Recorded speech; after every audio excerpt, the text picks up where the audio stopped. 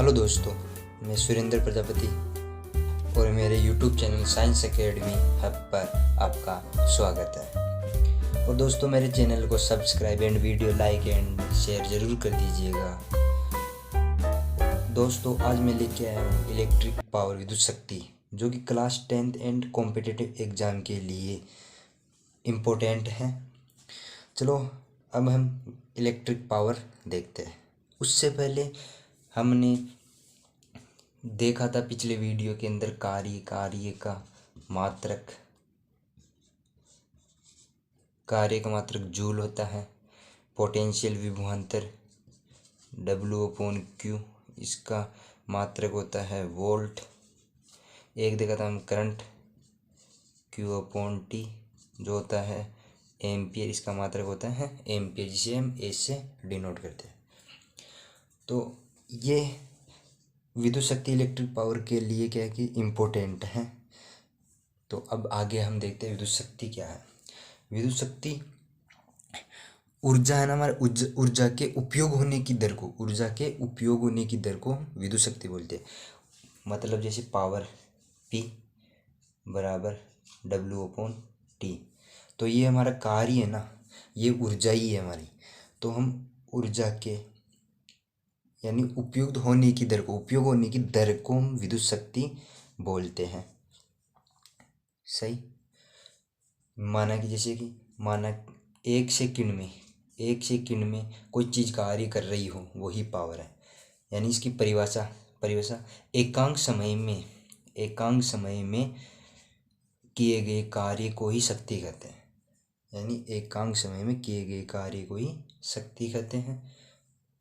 अब हम ये भी लिख सकते हैं कार्य को यहाँ से W बराबर VQ, तो P बराबर VQ/T।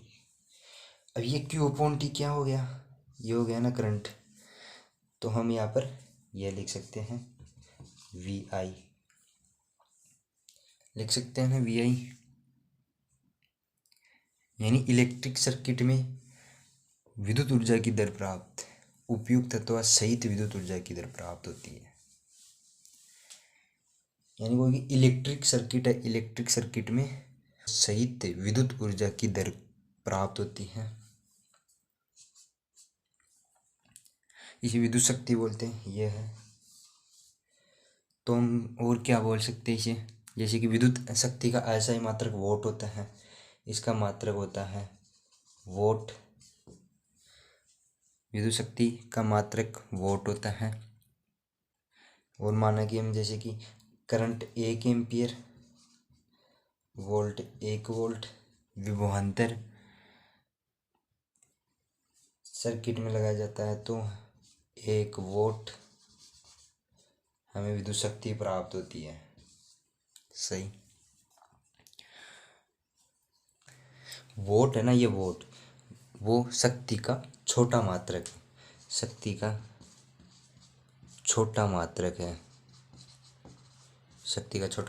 है, अतः वास्तविक व्यवहार में इसके काफ़ी बड़े मात्रक किलोवाट घंटा, इसे हम किलोवाट घंटा भी, ये होता है बड़ा मात्रक। तो 1 किलोवाट बराबर हो जाएगा 1000 वोट होता है। 1 किलोवाट बराबर 1000 वोट, 1 किलो, ये बड़ा। और विद्युत ऊर्जा है ना, इलेक्ट्रिक एनर्जी, विद्युत ऊर्जा शक्ति और समय का गुणनफल है। विद्युत ऊर्जा का मात्रक है ना, और विद्युत ऊर्जा का मात्रक, इसका मात्रक क्या हो गया? वोट इंटू हावर, घंटा। सही। जब 1 वोट शक्ति का उपयोग 1 घंटे तक होता है, जब 1 वोट शक्ति का उपयोग 1 घंटे तक होता है, तो तो इसे हम बोलते हैं एक वोट घंटा। यानी उपयोग होने वाली ऊर्जा 1 वोट घंटा हो गई, 1 वोट घंटा है। विद्युत ऊर्जा का व्यापारिक मात्रक किलोवाट घंटा है, और इसका व्यापारिक मात्रक किलोवाट घंटा है, जिसे सामान्यतः हम यूनिट बोलते हैं। यानी जो इलेक्ट्रिक एनर्जी है ना, उसका मात्र किलोवाट घंटा है, जिसे हम यूनिट बोलते हैं। जैसे 1 किलो वोट बराबर 1000 वोट, 1000 वोट इंटू 3600 सेकेंड, तो क्या हो जाएगा 3.6 इंटू 10⁻6 वोट सेकंड। हम बोल सकते हैं 3.6 इंटू 10⁻6 जूल, ये हमारी यूनिट हो गई, यानी सही। अब हम आगे देखते हैं जूल के तापन नियम। अब देखते हैं हम, जिसकी बैटरी और सेल है वो विद्युत ऊर्जा के स्रोत है, सही। तो उस सेल के भीतर होने वाली रासायनिक अभिक्रिया है ना, सेल के भीतर होने वाली रासायनिक अभिक्रिया सेल के दोनों टर्मिनलों के बीच विभवांतर उत्पन्न करती है, तभी तो होगा ना, इलेक्ट्रॉनों को तभी गति प्रदान होती है। और आगे देखते हैं, जैसे कि कोई क्यू आवेश विभवांतर V से प्रवाहित होने में किया गया कार्य VQ है, सही, VQ है। अतः और स्रोत को समय t में, स्रोत है, स्रोत को समय t में VQ ऊर्जा की आपूर्ति करनी चाहिए। स्रोत को यानी t समय में VQ ऊर्जा की आपूर्ति करनी चाहिए। तो क्या हो जाएगा, VQ upon T, Q upon T I होता ही है, तो VI हो गया, सही। अब समय t में, यानी समय t में स्रोत द्वारा परिपथ को प्रदान की गई ऊर्जा, समय t के अंदर, यानी समय t में स्रोत को प्रदान की गई ऊर्जा P इंटू टी है। अब हम देखते P इंटू टी है, सही, जो VIT के बराबर है। अब हम P को VI भी लिख सकते हैं ना, ये हम ताप यानी विद्युत धारा का तापीय प्रभाव बता रहे हैं। तो अब देखते हैं आगे, P को हम लिख सकते हैं VI और ये T, सही, तापीय प्रभाव बता रहे हैं हम। स्रोत द्वारा खर्च की जाने वाली इस ऊर्जा का क्या होता है, ये ऊर्जा है ना, ये ऊर्जा उष्मा के रूप में प्रतिरोधक में क्षयित हो जाती है, यानी नष्ट हो जाती है। प्रकार किसी स्थायी विद्युत धारा I द्वारा समय t में उत्पन्न उष्मा की मात्रा, यानी स्थायी विद्युत धारा I के द्वारा, स्थायी विद्युत I के द्वारा समय t में उत्पन्न उष्मा की मात्रा H बराबर VIT, सही। अब ओम के नियम से, ओम का नियम क्या बोलता है, V बराबर IR, तो ओम के नियम से क्या हो जाएगा, ये क्या हो जाएगा, अब देखते हैं आगे। V का मान ये रख दो ओम के नियम से,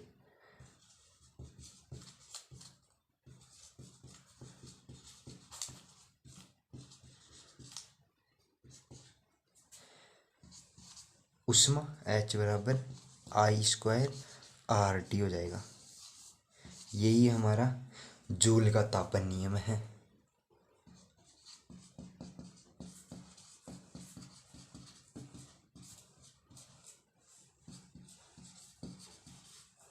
यही हमारा जूल का तापन नियम है।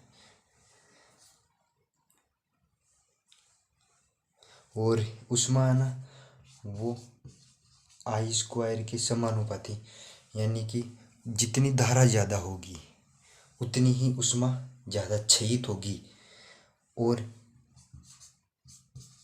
प्रतिरोध के समानुपाती।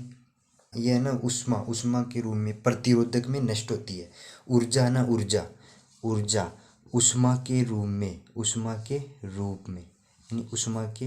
रूप में है ना प्रतिरोधक के अंदर नष्ट होती है। जितना उसका प्रतिरोध ज़्यादा होगा उष्मा भी ज़्यादा होगी, यानी वो गर्म तार हो जाएगा। जैसे हम कंप्यूटर, प्रिंटर आदि को 2-3 घंटे तक हम चलाए रखते हैं तो उनके तार गर्म हो जाते हैं ना, और शॉर्ट सर्किट होने का भी खतरा होता है।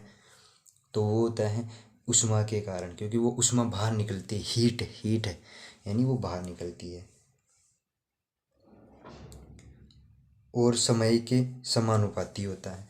जितनी जितनी देर ज़्यादा रखेंगे हम, जितना समय ज़्यादा रखेंगे उतना ही नुकसान होगा, शॉर्ट सर्किट हो जाएगा क्योंकि हीट बाहर निकलेगी। सही है। और दोस्तों, जो हम भुगतान करते हैं अपने घरों में जो बिजली बिल का, वो इलेक्ट्रॉनों के उपयोग का नहीं करते हैं। जो इलेक्ट्रॉनों को जो गति देने के लिए जो ऊर्जा प्रदान की जाती है ना, विद्युत ऊर्जा, उसका हम भुगतान करते हैं वो। और यूनिट के हिसाब से करते हैं। यानी हम यूनिट, जैसे कि 1 किलो वोट घंटा, इसे हम यूनिट भी बोलते हैं। हमारी बोलचाल की भाषा में यूनिट भी बोलते हैं इसे, मात्रक। यानी 1 किलो वोट मतलब ये हो गया 1000 वोट। सही। 1 किलो मतलब 1000, वोट मतलब ये वोट होता ही है, शक्ति होगी। घंटा यानी 1 घंटे में 3600 सेकंड। सही।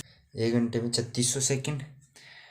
तो हम इसे यूनिट बोलते हैं, यूनिट के हिसाब से निकालते हैं इसे। हम क्वेश्चन करेंगे इसका अगले वीडियो के अंदर, नेक्स्ट अगले में करेंगे। Thanks for watching my video.